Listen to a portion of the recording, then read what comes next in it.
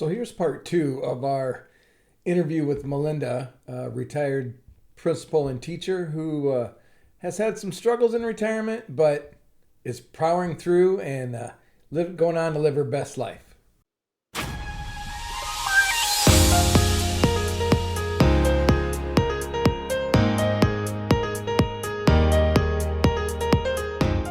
We're back for part two of our video with Melinda, retired school teacher, principal, current substitute teacher. Yes. So, Melinda, again, I really want to find out more about your experience, Okay. right? So, number one, you were 52 when you retired the first time. Like, I'm 59, thinking about retiring at some point in the near future, and people are saying that's early retirement. Well, you're 52. Like, what were people saying? Like, when you decided, I think I'm gonna have enough money. Like, I'm gonna do this. Did people tell you, don't do it, you'll hate it, You're do crazy. it, you'll love it? No, nobody told me that I would hate it. And actually, I take that back. One friend of mine whose mother had just retired said, just be ready for these things. And then I was in the same place as this person, and they said, it's a lot different than you think. You have the money, but are you mentally prepared? So I had that in the back of my mind a little bit. But most people have said I'm the youngest retired person that they've met at the time. And were shocked that I was doing it. But in the state of Missouri, this is not uncommon. Most people, if you started as a teacher or a principal right out of college, then at my age, you can retire from education. And most people go on to do another job because they're young, they're 52. So I would just still retire from that profession, but then do something else. And I think like police officers or other government workers that can retire with a pension go on to do other Something things else. to supplement. Okay. So what have you found so far that's not what you expected? Like, what's been surprising about retirement? The mental and emotional aspect of retirement, the not really knowing what to do, or okay, so I had a plan, like, okay, I'm going to work out every day, I'm going to repaint the kitchen cabinets, I'm going to repaint my bedroom furniture, I had this list. I still have the list. None of it I've done. Like, you haven't? None of it. I keep busy so I wouldn't have to think about being retired. So I just kept being busy and just kept making stuff. I'm going to go to the gym every day. I'm going to, whatever it was I was going to do, have an online business. I was going to work from home. I was going to do all these things. I've done none of that. I've just done none of that. And some of it is to just give myself grace, to be okay with, you've worked 30 years. It's okay to not do anything. You don't have to do anything. Something that's been hard is when my friends call and ask, so what are you doing this weekend? Or what are you doing tomorrow night? Or what are you doing? And I'm literally doing nothing.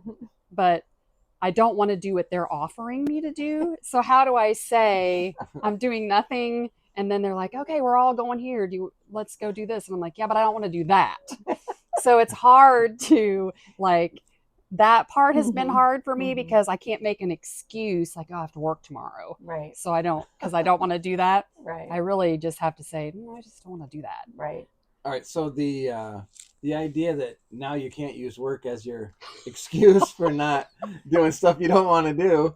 What that sounds like a positive. What about negative? What has been negative about your experience? You're past the crying stage. Okay. So, what, stage. I mean, filling your time hard, or are you having no trouble filling it? I don't really have trouble filling my time. And I actually enjoy being at home. Like, I don't mind being at home, just not like days and days and days. I was reading a lot or watching some YouTube videos about people who've retired they retired and they are not making as much money. They're staying at home all the time. They never go out. They grow their food, all that. I mean, it sounds like prison to me. So that I didn't want to be that way. I also think that something that was negative was when I first retired, I did have debt. I don't recommend unless you know your finances well enough to know with my pension, I can pay all of these bills. I don't recommend retiring with credit card debt. Right. Now, my debt is my car and my mortgage, but I have no credit card debt. And I have mentioned my kids are in college and their college is paid for. Right. Another negative would probably be people thinking that I'm available all the time. Yes. Or wanting me to do things because I'm retired and I don't have anything else to do. So like project graduation, when my daughters, they wanted to do project graduation, I just said, no, I'm not doing project graduation. I've done everything for 30 years. Parents who don't work in the school system can do project graduation. So I also, I haven't, this isn't necessarily negative, but I wanted to mention this. I haven't volunteered yet because I know my type of personality. Yeah. And if I volunteer, I'm immediately going to be in charge of that. Yeah. And that's going to be my new job. I'm going to be the volunteer coordinator, or I'm going to be the person at church that is on every committee. Yep. I have not done that yet. I know that's in my future. I just haven't been a volunteer yet. And that may sound negative to people.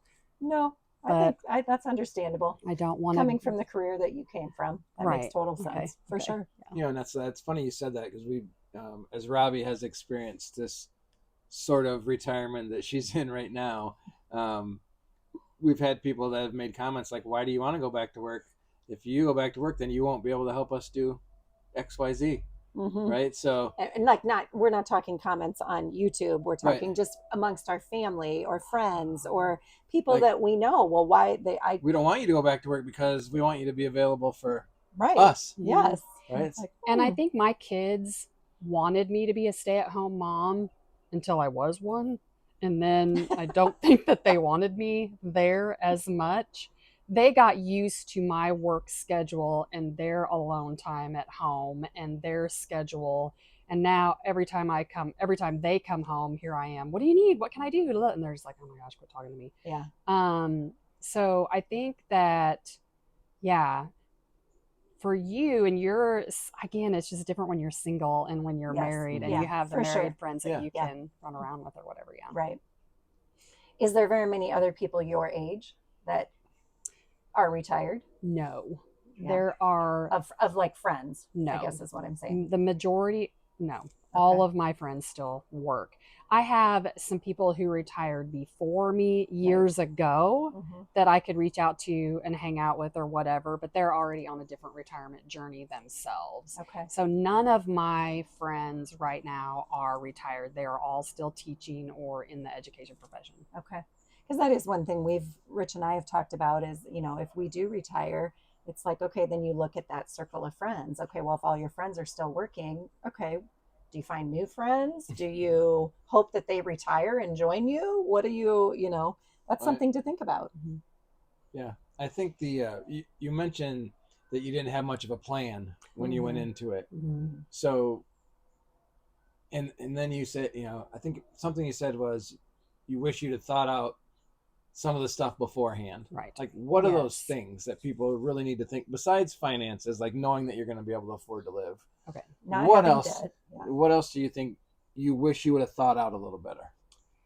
I think I should have practiced being retired. Like, I think I should have set a schedule and I should have had some I thought I practiced, but yet thinking through days or a week or, take time off. When the next time you have a chance to take time off, pretend what would it be like if you didn't have to go back? But I think that when you're in the grind, you can't imagine that. Right. You just can't imagine what it was like. So for me, I'm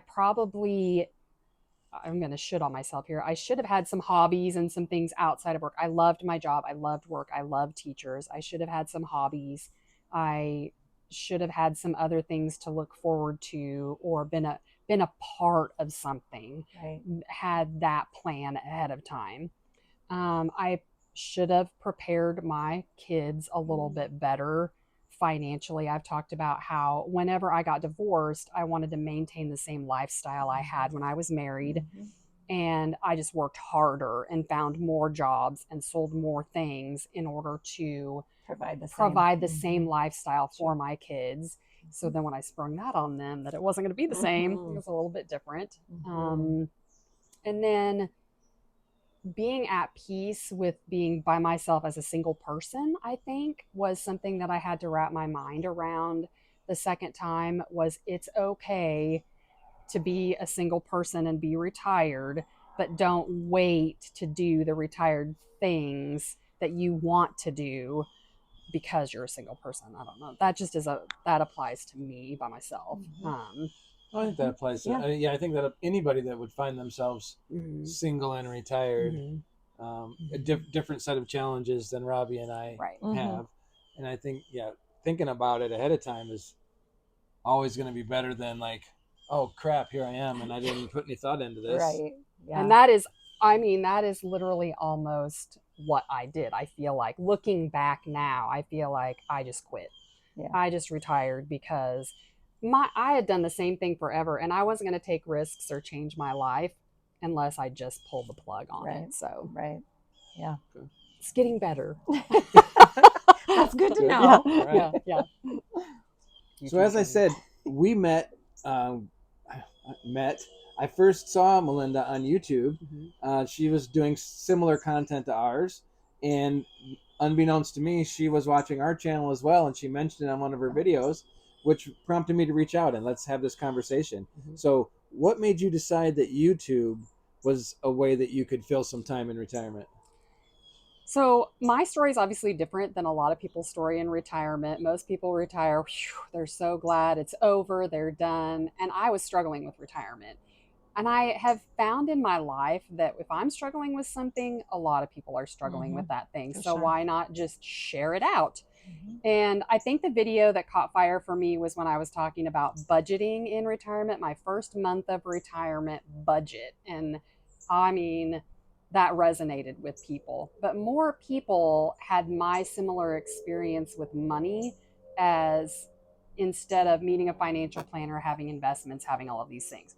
More people resonated with me that I hadn't talked to a financial planner, I hadn't done all of those things, and they appreciated my input. I have done YouTube, I think I look back, it was 17 years. I've been on YouTube for 17 years. I did it as a principal. I had some principal stuff. I've just done YouTube forever just because I enjoy the creative process and the technology and things like that. And it's just another way to help people. I feel like we're here to serve others. And how was I going to serve others? This is terrible. From behind a camera right now, because I retired from a profession of working with people. And we've talked about how I just don't want to be around people right now. So if I can just talk to you on my camera and message you, it's so much easier than talking and meeting face to face. So I feel like that's another part of YouTube as well. Yeah, I think that's great. I think the whole reason we're doing this, I think at least the path that we're on right now is we feel like we're trying to make the decision about retirement. So we want to get everybody's perspective, yours included. You haven't had the best experience so far, but it sounds like you're on the right path. And I want to be that guy that's like, my last day was great and every day since has been better, right? So the more information I can get, the better. And I think the more information we can give to people about the process, the better. So I think the thing for you guys is Robbie deciding what she wants to do, because you sound like you're okay. He's already decided. He already knows. So I think you and I were probably in the same place, because it's that, well, what am I going to do? And where's the money going to come from?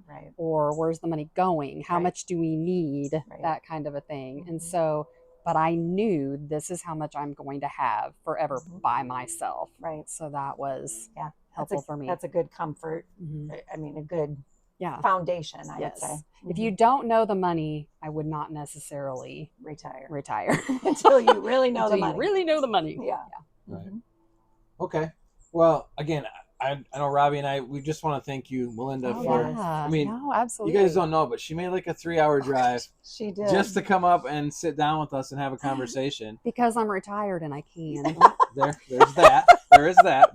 I have to work tomorrow. These two have bonds. I'm semi-retired. Yes, there you go. But yes. Again, we appreciate you making the trip up. Absolutely. It's been great. It is. Hopefully our friendship can blossom from here. Yes. Maybe we can do another recording about something. Yeah, and sure. again, we'd love to be on your channel if you want to do that at some point. Okay, sure. Wherever you decide to go with it. So, thanks for having me. Thank you so much. Yeah, and great. again, I'm gonna link her video or her channel in the comments below. We'd love it if you guys would leave a comment on this video and go see her on her channel, support her, and like the video, subscribe to our channel, all the things, hit the notification bell, leave those comments. We'll try to interact with you if you interact with us. So it'd be great to hear from you guys. Thanks for watching. God bless.